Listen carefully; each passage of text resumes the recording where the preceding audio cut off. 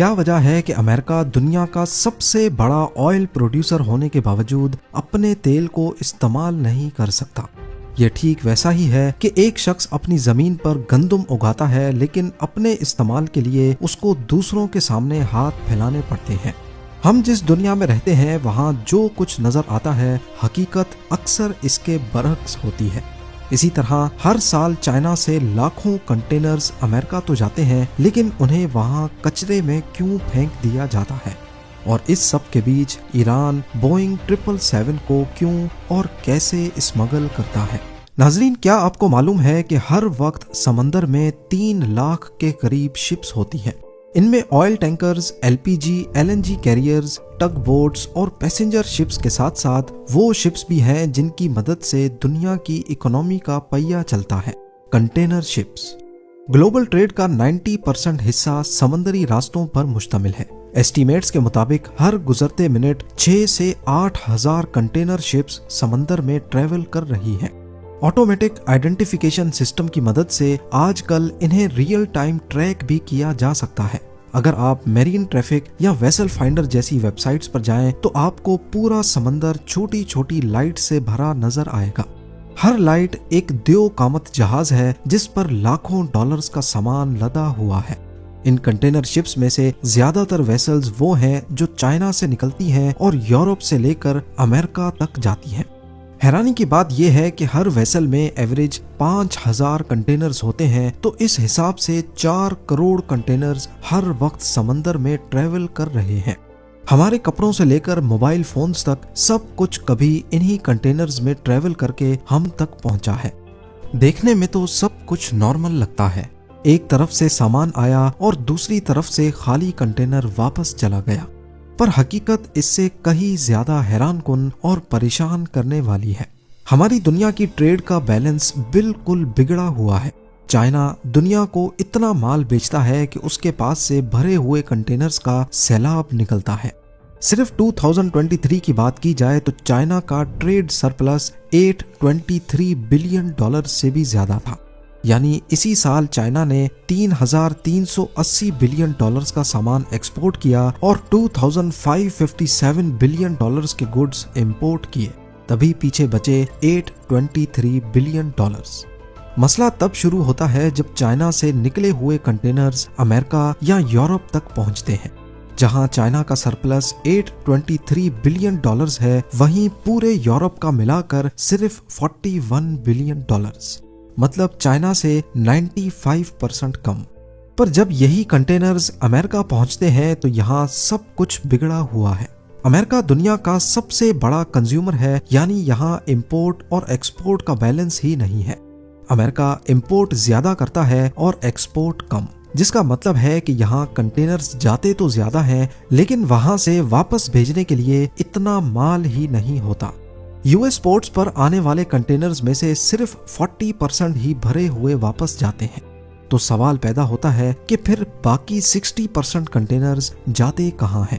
आपको लग रहा होगा कि बाकी कंटेनर्स खाली वापस लौटते होंगे, पर ऐसा नहीं है। वो कंटेनर्स पूरे अमेरिका में जंक यार्ड्स में सड़ रहे हैं। ऐसा इस वजह से होता है क्योंकि खाली कंटेनर को वापस चाइना तक भेजने में तकरीबन $3,000 का खर्चा आता है। और इसके अलावा ये खाली डब्बा जहाज में वो जगह घेरता है जिसमें भरा हुआ कंटेनर जा सकता है, जिसमें लाखों डॉलर्स का सामान है। यही वजह है कि चाइना को $3,000 के यूज्ड कंटेनर की जरूरत ही पेश नहीं आती, क्योंकि वही कंटेनर चाइना दोबारा $2,000 में तैयार कर लेता है। हर साल 25 लाख नए कंटेनर्स बनाए जाते हैं, जबकि पुराने कंटेनर्स की भी कोई कमी नहीं है। तो अब सवाल पैदा होता है कि यूएस और यूरोप में फंसे हुए खाली कंटेनर्स का आखिर क्या किया जाता है? बहुत से कंटेनर्स को सस्ती स्टोरेज या कंस्ट्रक्शन साइट्स के लिए बेच दिया जाता है। आजकल इनसे घर और ऑफिसेज भी बनाए जाते हैं, और जब कुछ नहीं बचता तो इन्हें पिघलाकर स्टील निकाल लिया जाता है, क्योंकि एक कंटेनर में लगभग 2 टन स्टील होता है। अगली बार जब आप किसी पोर्ट के पास से गुजरें और वहां स्टील कंटेनर्स एक दूसरे के ऊपर स्टैक हुए देखें तो याद रखिएगा, ये सिर्फ कचरा नहीं बल्कि दुनिया की बिगड़ी हुई इकोनॉमी की एक अनोखी कहानी है। अब आते हैं उस सवाल की तरफ जो बड़े बड़े अक्लमंदों को चकरा देता है कि अमेरिका दुनिया का सबसे बड़ा ऑयल प्रोड्यूसर तो है, लेकिन फिर भी वो अपने तेल को इस्तेमाल क्यों नहीं कर सकता। दुनिया के नक्शे पर देखा जाए तो अमेरिका इस वक्त ऑयल प्रोडक्शन में नंबर 1 है। सऊदी और रशिया भी उससे पीछे हैं। मगर हैरत की बात यह है कि इतना तेल निकालने के बावजूद अमेरिका दुनिया का दूसरा बड़ा ऑयल इंपोर्टर भी है। यानी वो अपना तेल बेच देता है और अपने इस्तेमाल के लिए दूसरों से खरीदता है। इसके पीछे 3 बड़े राज छुपे हैं। सबसे पहला रीजन है तेल की केमिस्ट्री का फर्क। हर तेल एक जैसा नहीं होता। अमेरिका की जमीन से जो तेल निकलता है उसे लाइट क्रूड ऑयल कहते हैं। ये हल्का तेल होता है जिसकी विस्कोसिटी कम होती है। मगर मसला ये है कि अमेरिका की पुरानी रिफाइनरीज हैवी क्रूड ऑयल को साफ करने के लिए बनी है। ये रिफाइनरीज उस वक्त बनाई गई थी जब अमेरिका मेक्सिको और वेनेजुएला से गाढ़ा तेल मंगवाता था। अब अगर वो अपना हल्का तेल साफ करना चाहें तो उन्हें पूरी टेक्नोलॉजी बदलनी पड़ेगी, जिस पर $200 बिलियन से भी ज्यादा का खर्चा आएगा। इतना पैसा खर्च करने के बजाय वो अपना लाइट तेल दुनिया को महंगा बेच देते हैं और बाहर से हैवी क्रूड ऑयल सस्ते दामों खरीद लेते हैं। पर सिर्फ तेल की केमिस्ट्री ही अमेरिका को ऐसा करने पर मजबूर नहीं करती। दूसरी वजह है लॉजिस्टिक्स का बुरहान। अमेरिका में तेल निकलता कहीं और है जबकि रिफाइनरीज बहुत दूर हैं। मिसाल के तौर पर टेक्सास में तेल का पूरा समंदर है, लेकिन वहां से न्यूयॉर्क या ईस्ट कोस्ट तक तेल पहुंचाने के लिए पाइपलाइंस ही नहीं है। कैलिफोर्निया की तो ये हालत है कि वो एक ऑयल आइलैंड बन चुका है, जहां पाइपलाइंस ना होने की वजह से वो 70% तेल बाहर के मुल्कों से मंगवाने पर मजबूर हैं। वैसे तो ये दोनों वजूहात ही बहुत थीं, लेकिन ताबूत में आखिरी कील द जोन्स एक्ट ने गाड़ा हुआ है। वर्ल्ड वॉर 1 में अमेरिकन सोल्जर्स और सामान को समंदर पार ले जाने के लिए एक बड़ा मसला पेश आया। अमेरिका के पास अपने इतने जहाज ही नहीं थे जो उनके सोल्जर्स को समंदर पार लेके जाएं। तभी उन्होंने दूसरे मुल्कों के जहाजों और सेलर्स की मदद तो ली, लेकिन यहाँ एक नया खतरा पैदा हो गया कि अगर कभी अमेरिका की दोस्त मुल्कों से ही लड़ाई हो गई तो उनके पास ट्रेंड सेलर्स और शिप्स ही नहीं होंगी अपने सोल्जर्स को मूव करने के लिए। इस मसले का एक ही हल था कि अमेरिका की अपनी मर्चेंट मेरीन शिप्स हों जो नॉर्मली कार्गो ट्रांसपोर्ट करें, लेकिन जरूरत पड़ने पर उन्हें वॉर मोड में कन्वर्ट किया जा सके। इसके चलते सेनेटर वास्ले जोन्स ने एक बिल पेश किया जिसके मुताबिक अमेरिका के एक पोर्ट से दूसरे पोर्ट तक सामान भेजने के लिए जरूरी है कि जहाज भी अमेरिकन हो और उसका क्रू भी अमेरिकन हो।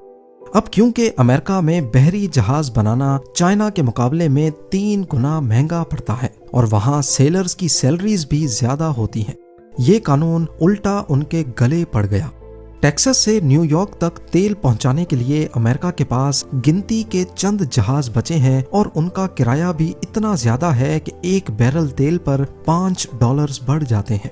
तभी अमेरिकन रिफाइनरीज को लगता है कि अगर वो अपना ही तेल छोड़कर बाहर के मुल्कों से तेल मंगवाएंगे तो उन्हें फिर भी सस्ता पड़ेगा। एक ऐसा कानून जो अमेरिका को बचाने के लिए बनाया गया था, वही आहिस्ता आहिस्ता अमेरिका को अंदर से खा रहा है। ये हैं वो अजीब वजूहात जिसकी वजह से अमेरिका दुनिया का सबसे बड़ा ऑयल प्रोड्यूसर होने के बावजूद दूसरों का मोहताज है। अमेरिका की इस मोहताजी से हटकर अगर ईरान की मोहताजी की बात करें तो अमेरिका ने ईरान पर बरसों से सैंक्शंस लगा रखी हैं। इन सैंक्शंस के चलते ईरान अमेरिका और फ्रेंड्स ऑफ अमेरिका से ना कोई चीज खरीद सकता है ना बेच सकता है। लेकिन ईरान की महान एयर में आपको अमेरिकन और यूरोपियन जहाजों की बड़ी फ्लीट नजर आएगी। तो यहाँ सवाल पैदा होता है कि आखिर ईरान बोइंग 777 को कैसे स्मगल करता है। 2024-25 में ईरान ने दुनिया को तब हैरत ज़दा छोड़ दिया जब उनके पास 5 बोइंग 777 जहाज अचानक नमूदार हुए। ये सब मुमकिन हुआ कई सालों की प्लानिंग से। ऑस्ट्रेलिया में एलिस स्प्रिंग्स रेगिस्तान में एक बहुत बड़ा जहाज़ों का कब्रिस्तान है जिस पर ईरान की नज़र टिकी थी। वहाँ सिंगापुर एयरलाइंस के 5 पुराने पर काबिले इस्तेमाल बोइंग 777 खड़े थे। ईरान सीधा वो जहाज नहीं खरीद सकता था, तभी एक अमेरिकन बेस्ड आयन एविएशन नामी कंपनी के जरिए ये जहाज खरीदे गए। फिर ये जहाज चाइना ले जाए गए, जहां से इन्हें मेडागास्कर की एक फर्जी कंपनी उडॉन एविएशन को बेच दिया गया। इन कंपनीज का कोई वजूद नहीं था, सिर्फ कागजों पर थीं ताकि यूएस की नजर से बचा जा सके। जब जहाज मेडागास्कर के फ्लैग तले रजिस्टर हो गए तो अमेरिका की फेडरल एविएशन एडमिनिस्ट्रेशन का कंट्रोल खत्म हो गया। फिर इन जहाजों को कैम्बोडिया लाया गया। कैम्बोडिया एक ऐसा मुल्क है जहां एविएशन के रूल्स इतने सख्त नहीं हैं। यहाँ ये जहाज दुनिया की नजरों से ओझल हो गए। जुलाई 2025 में इन जहाजों ने कैम्बोडिया से कीनिया जाने के लिए फ्लाइट प्लान फाइल किया। दिखाया गया कि ये कीनिया में मेंटेनेंस के लिए जा रहे हैं, लेकिन जैसे ही वो अफगानिस्तान की एयर स्पेस में पहुंचे, जहां तालिबान की मॉनिटरिंग काफी कमजोर है, इन्होंने अपने ट्रांसपॉन्डर्स बंद कर दिए। रडार से गायब होने के बाद ये जहाज कीनिया जाने के बजाय रास्ता बदलकर ईरान के मुख्तलिफ शहरों चाहबहार, जाहिदान और मशहद में लैंड कर गए। जब तक दुनिया को समझ आती, ये 5 बोइंग 777 ईरान की महान एयर की फ्लीट का हिस्सा बन चुके थे।